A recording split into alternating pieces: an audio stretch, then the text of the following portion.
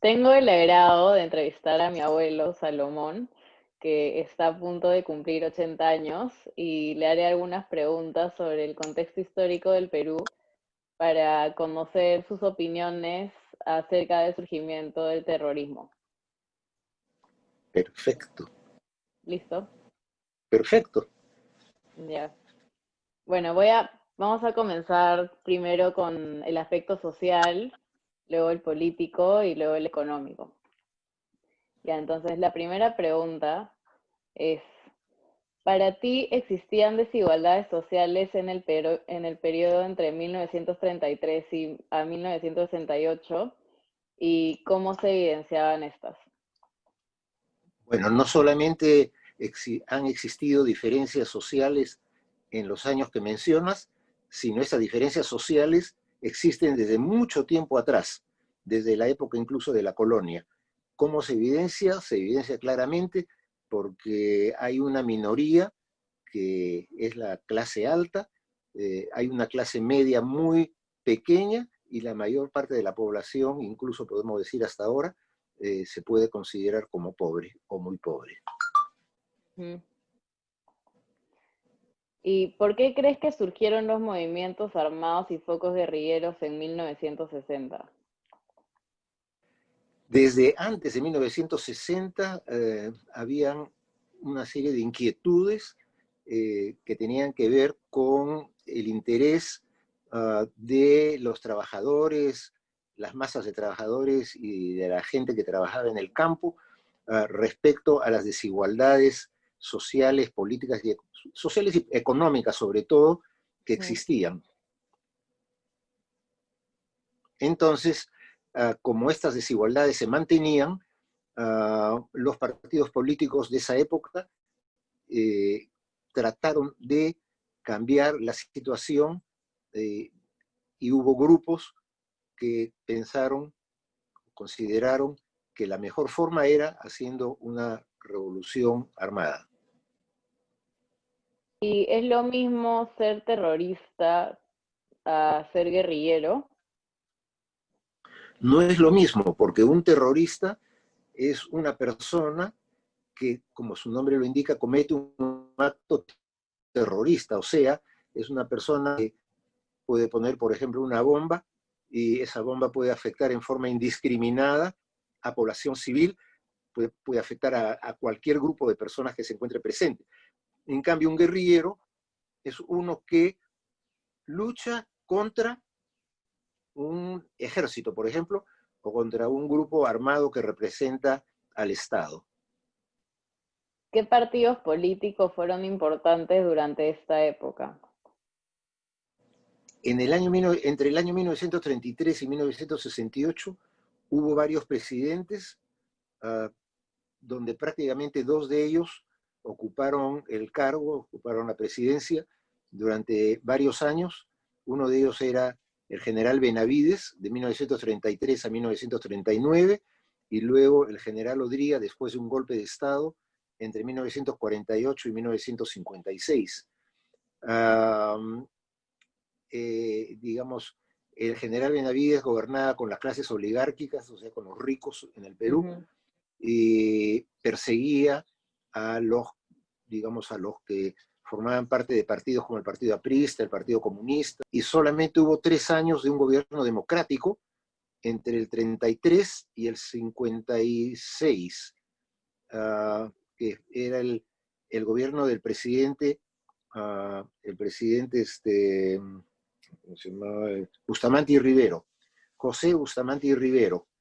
Él era, podemos decir, un ejemplo de una persona muy correcta, muy preparada, y una persona que podríamos decir que era un ejemplo, pero eso no le gustaba a ciertos grupos, por ejemplo, grupos del ejército y de la oligarquía, y ellos son los que impulsaron el golpe de Estado contra el presidente Bustamante y Rivero en 1948, con el pretexto o la excusa de que estaba este presidente apoyando o estaba siendo apoyado por el partido aprista peruano, que era muy fuerte.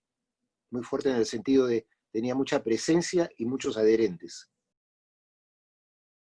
Del lema que Odría decía, hechos y no palabras, ¿tú piensas que él, no solamente piensas, pero de hecho se refería a que literalmente hacer y no prometer o algo así, ¿no? Claro, o sea, hechos y no palabras quiere decir hacer cosas y no simplemente hablar. Uh-huh. Pero repito, ese lema le caía muy bien a él para hacer su propaganda, pero en las obras había, todos sabemos que hubo mucha corrupción.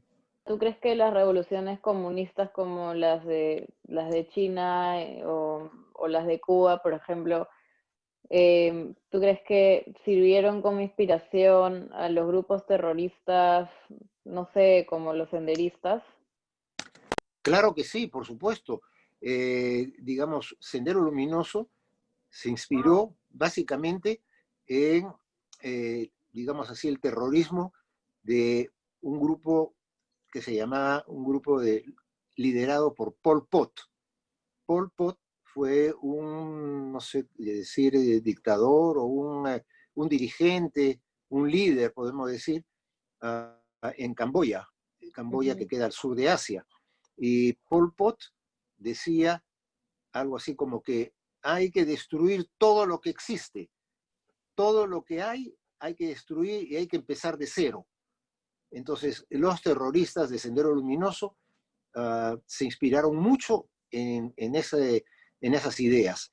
Entonces, ¿qué pasa? Los terroristas de Sendero Luminoso, por ejemplo, atacaban a los campesinos en la Sierra del Perú o Uh-huh. atacaban a gente que ayudaba a los campesinos. Si alguien ayudaba al campesino, no era bueno para Sendero, entonces lo mataban. Si los campesinos hacían algo que a Sendero no le gustaba porque podía significar mejorar la situación de los campesinos, lo mataban. Si los campesinos eran ayudados por las Fuerzas Armadas, entraban los de Sendero y también los mataban. O sea, puro terrorismo realmente. Y eso es lo que Pol Pot hizo, mató millones de personas en su país y la verdad es que yo considero que Sendero se inspiró mucho en ellos y no tanto en los movimientos revolucionarios de la Unión Soviética, de China o de mismo Cuba. Sí. ¿Y hubo algún presidente que gobernó durante este periodo y trató de mejorar las desigualdades de la población? Bueno, en realidad todos, todos los presidentes, Uh-huh. cuando asumen el poder, siempre dicen voy a hacer algo, voy a hacer obra para mejorar las desigualdades en la población. Y realmente en la época de Belaúnde, del 63 al 68, es donde surgieron los primeros focos guerrilleros importantes. Entonces, no terroristas, pero guerrilleros. Porque terrorista, yo creo que en terrorismo yo me inclinaría a pensar que básicamente era Sendero Luminoso. Los otros, digamos que no eran movimientos que intentaban matar en forma indiscriminada. ¿Y por qué crees que la población de esta época, o sea, en 1960, y el Estado consideraban importante hacer la reforma agraria? Bueno, porque era evidente que las diferencias que habían en el campo eran increíbles, porque había gente, habían empresas, grupos familiares que tenían miles de hectáreas. Uh-huh. Y no exagero al decir miles. En la sierra tú podías viajar varias horas y todo eso era propiedad de una sola familia. Entonces las injusticias eran enormes. La gente trabajaba recibiendo pagos miserables, o sea, muy poco, maltratados, no tenían condiciones de vivienda adecuadas y una serie de otros factores.